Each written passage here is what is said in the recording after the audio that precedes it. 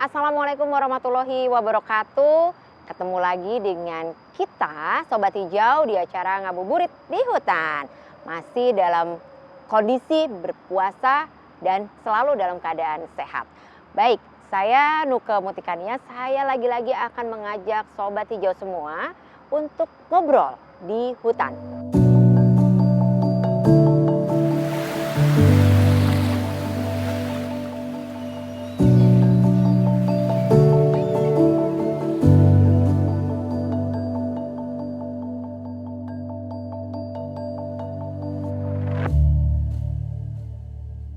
Saya udah bersama dengan dua narasumber saya. Yang pertama, saya mau menyapa dulu ya.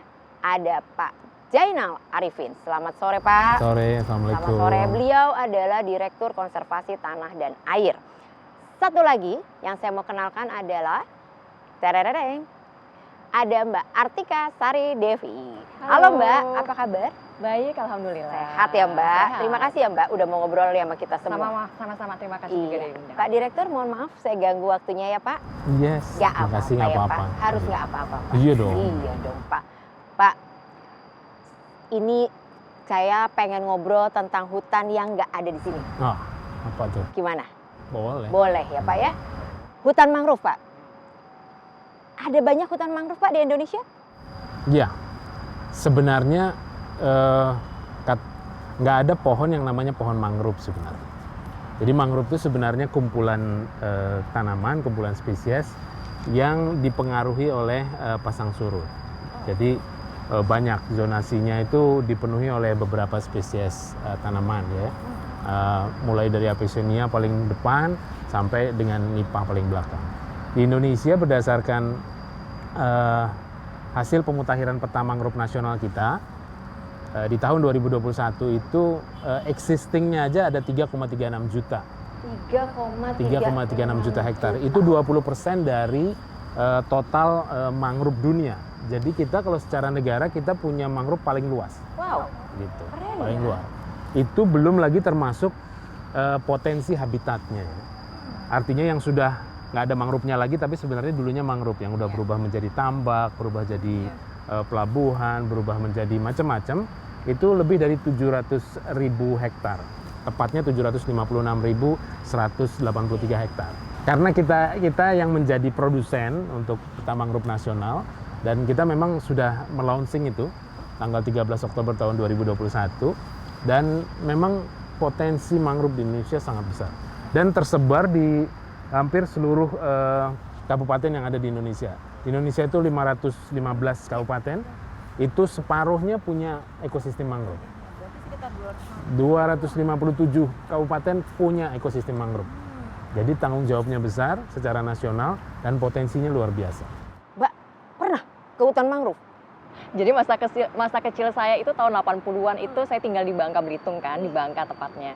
Jadi kalau dengar kata mangrove itu ya itu tempat main saya. Jadi kalau weekend saya sering diajak mama papa saya itu ke tempatnya Atok Sahab. Atok Sahab tuh kerabat keluarga, saya panggilnya Atok, itu bahasa Bangkanya tuh kakek. Jadi dia di belakang rumahnya itu ada mangrove. Jadi ada hutan mangrove. Jadi di situ saya main. Diajak cari kepiting, bakau di situ gitu. Karena memang sehari-harinya Atok saya ini ya hidup dari situ. Nggak nyangka ya Pak ya? Iya, kita pikir cuma taunya cuma kota, mall gitu ya Pak ya. Ternyata tahu loh Jadi Pak. ngomongin mangrove gini saya jadi kangen, tapi mungkin agak sedikit bergeser ya. Dari tahun 80-an sampai sekarang 2000-an saya kembali ke Selindung, nama daerahnya itu Selindung di Bangka Belitung.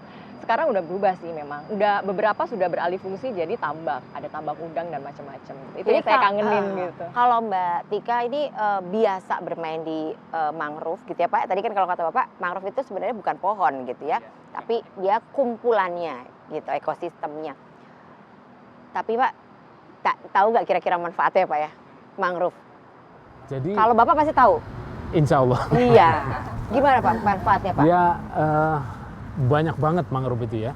Jadi tadi udah disebutin tuh sama Mbak Atika. Jadi di sana itu menjadi tempat hidupnya banyak habitat. Jadi termasuk kepiting, udang, ikan itu memijahnya rata-rata di ekosistem mangrove. Jadi mereka sangat membutuhkan ekosistem mangrove untuk reproduksinya mereka. Itu salah satunya. Itu secara biologis ya, secara biologis. Kalau secara fisik banyak tuh. Mangrove juga bisa menahan hempasan ombak.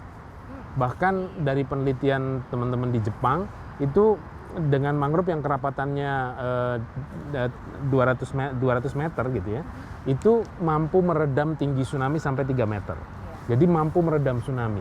Kemudian juga mampu menumbuhkan permukaan tanah karena sedimentasinya tertumpuk sehingga sebenarnya menjadi perluasan tanah. Itu secara fisik. Secara kimiawi dia juga bisa memurnikan racun-racun yang menjadi limbah di sekitar perairan pesisir. Dia punya kemampuan untuk memfilter, memurnikan racun-racun dari limbah peternakan, limbah pertanian, itu bisa dimurnikan di ekosistem mangrove. Belum lagi masalah biologis tadi banyak banget. Kalau kita kan banyaknya kenalnya kepiting udang, karena memang menjadi konsumsi ya. Nah, tapi di sana kan sebenarnya banyak yang terkenal bekantan dan makaka ya, namanya ekor panjang. Itu yang ekosistemnya, ekosistemnya memang hanya ada di ekosistem mangrove. Belum lagi serangga, belum lagi ular, burung dan lain sebagainya. Lebah yang ada di mangrove itu punya madunya beda. Tuh, Artika Sari juga udah tahu. Jadi sebenarnya ekosistem mangrove ini sangat potensial dan tapi juga sangat ini. Jadi begitu berubah, misalnya kita tadi melakukan perubahan terhadap ekosistem mangrove, dipotong gitu ya. Itu yang berubah bukan hanya permukaan tanahnya jadi terbuka, tapi konsistensi sedimentasi tempat tumbuhnya jadi berubah. Kemudian kualitas air yang melewati di situ jadi berubah sehingga pada saat kita mau mengembalikannya seperti ekosistem yang itu lumayan sulit tuh sebenarnya. Tapi dengan penanaman reforestasi yang ada, kita terus mencoba memperbaiki dan mempertahankan konservasi ekosistem kita. Soalnya kalau tadi saya dengar kan ya Mbak Tika ya, kita yang terkaya loh punya 20% tadi ya. Dari seluruh mangrove dunia. Mangrove dunia itu 16,5 juta lah kira-kira gitu. Itu paling besar ada di Southeast Asia ya, di Asia Tenggara. Dan kita sebagai bagian yang paling besar di Southeast Asia, kita yang menguasai seluruh ekosistem mangrove nih di kepulauan. Paling besar berarti tanggung jawabnya juga paling besar. Betul. Yes, benar. Mungkin kalau kayak Mbak Tika biasa main di mangrove, jadi mungkin udah nggak aneh, udah nggak terlalu bingung gitu. Tapi sobat hijau yang lain nih Pak, kan mungkin belum kenal juga yang namanya mangrove itu tadi, seperti tadi. Oh, itu adalah sebuah kumpulan loh gitu, bukan cuma pohon. Oh, ada binatangnya loh gitu, ada satwanya. Jadi sebuah satu kesatuan ekosistem gitu. Dan yang saya dengar nih Mbak Tika katanya ya, mangrove tuh sekarang tadi kan madu segala macam. Udah ada yang jadi teh, betul ya Pak ya? Dari daunnya. Daunnya. Jadi artinya bisa dibikin, bisa dibikin macam-macam. Termasuk nih katanya yang saya dengar terbaru, pewarna baju. Betul, pewarna alami dari pewarna alami. Ada yang lebih potensial. Sekarang kan anak-anak tuh banyak namanya harus stress healing. Iya, stress healing, betul. Sebenarnya ekosistem mangrove itu sejak dulu karena memang dia potensi untuk wisatanya lebih lengkap. Kalau di terestrial kan kita nggak punya tuh, bisa nyusurin sungainya, bisa nyusurin betul. lautnya dan lain sebagainya. Dan itu kalau di luar negeri namanya forest bathing ya. Forest bathing itu untuk menenangkan pikiran, mengembalikan release stress. Itu hanya masuk ke dalam ekosistem itu sudah ada penelitiannya itu menurunkan tingkat stres sampai dengan 50%. Ini mungkin resepnya Mbak. Iya, jadi selalu awet muda dan cantik rupanya karena mainnya di mangrove. Tapi memang benar saya naik tampan Pak. Gitu, naik tampan sama apel saya gitu. Kapan mungkin kita coba ya Mbak. Katanya ya Pak yang paling dekat di Jakarta. Paling dekat di Pik. Berarti kita boleh tuh sambil foto-foto mungkin ya kan, seru buat anak-anak gitu ya. Kita bisa sambil lihat-lihat. Tapi kalau tadi dari potensi yang lain nih Pak, yang arahnya lebih ke pemulihan ekonomi, memang ada hal menuju ke arah ekonomi ini? Ya, mau tidak mau memang ekosistem pesisir, dalam hal ini ekosistem mangrove, itu menjadi tulang punggungnya masyarakat di pesisir. Ya, dijadikan tambak, kemudian mereka juga mencari ikan, mencari kepiting dan lain sebagainya di sana. Tapi kita sudah sadar nih, masyarakat kita menyadarkan masyarakat melalui kelembagaan petani di pesisir itu sudah mulai intensif, dan mereka mulai sadar bahwa kalau mangrove-nya nggak ada, produktivitas ikannya juga turun, produktivitas kepitingnya juga turun, udangnya turun. Mereka sudah secara ini langsung menanam sendiri gitu, dan kita juga mendorong penanaman itu supaya mereka juga ikut menikmati hasilnya dari produktivitas ekosistem pesisir, ekosistem mangrove, dan juga mendapatkan tambahan penghasilan langsung lah dari kegiatan rehabilitasi mangrove. Tahun lalu, tahun 2020 pada saat pemulihan ekonomi nasional, kita menstimulus ekonomi masyarakat pesisir melalui penanaman mangrove dan berhasil menanam sekitar 17.000 hektar di seluruh Indonesia. Dan itu langsung terasa? Langsung terasa karena kita membayar HOK mereka itu langsung account to account, jadi langsung ke rekening mereka, dan itu betul-betul menjadi stimulus ekonomi di saat pandemi di saat pandemi pada itu yang memang mereka banyak terkena dampaknya, dan luar biasa manfaatnya buat mereka. Iya Mbak, tadi kan kita udah dengar nih ada potensi dari mangrove ya, bisa untuk fashion juga ya Pak ya. Kira-kira kita mampu nggak ya Mbak ya untuk go public? Kalau kita dengar sekarang kita punya hutan mangrove yang cukup besar gitu. Oh, saya sih optimis ya gitu. Terutama saya sih tertarik dengan tadi bahwa limbah dari mangrove itu sendiri bisa dihasilkan atau bisa dimanfaatkan untuk pewarna alami pakaian. Di mana sekarang masyarakat dunia sedang concern sama namanya eco green gitu. Jadi segala sesuatu yang sifatnya minim limbah gitu, pemanfaatan sebisa mungkin tidak menimbulkan limbah gitu. Jadi dan apalagi pewarna tekstil yang dihasilkan dari mangrove ini itu ternyata sangat pas untuk mereka yang alergi gitu. Jadi bukannya tidak mungkin bisa bersaing dengan tekstil dunia ya gitu ya, dengan top brand yang sekarang makin peduli sama sustainability gitu. Pak, ingat Pak ya. Jadi besok para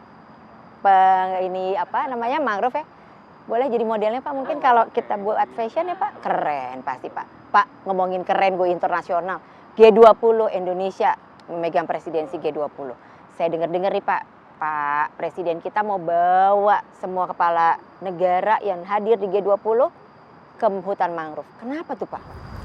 Ya, jadi karena mangrove itu tadi ya, dari banyak manfaatnya itu, salah satu manfaat yang paling terbesarnya sekarang dalam menghadapi perubahan iklim. Mangrove itu bisa 4-5 kali mensekwestrasi karbon. Selain tadi memurnikan gas metan yang ada di air. Kemudian kalau above ground-nya juga menyimpan karbon, underground-nya mangrove juga menyimpan lebih banyak lagi karbon, sehingga mengkonservasi ekosistem mangrove itu upaya yang paling baik untuk mempertahankan adaptasi perubahan iklim dan mitigasi perubahan iklim. Itu sebabnya Presiden Jokowi menjadikan venue di Tahura Ngurah Rai di Bali untuk menjadi venue G20 untuk presidential meeting nanti gitu ya. Dan kita sudah mempersiapkan bagaimana menjadikan Tahura Ngurah Rai di Bali untuk bisa dilihat oleh seluruh pemimpin di dunia bagaimana Indonesia mengkonservasi dan merehabilitasi mangrove. Insya Allah. Kayaknya keren nih Mbak. Berarti mungkin abis ini kita harus menjadwalkan, kita duluan Mbak yang lihat. Sebelum presiden yang ke sana membawa para kepala negara, kita duluan Mbak yang lihat. Itu ini reuni masa kecil ya Mbak ya. Iya, itu tadi kita udah ngobrol rame banget ini. Terima kasih banyak Pak Jain Arif, terima kasih Mbak Tika ya udah cerita soal masa kecilnya di hutan mangrove. Rupanya Sobat Hijau, siapa di sini yang punya cerita juga besar di hutan mangrove? Boleh loh bagi-bagi cerita sama kita semua.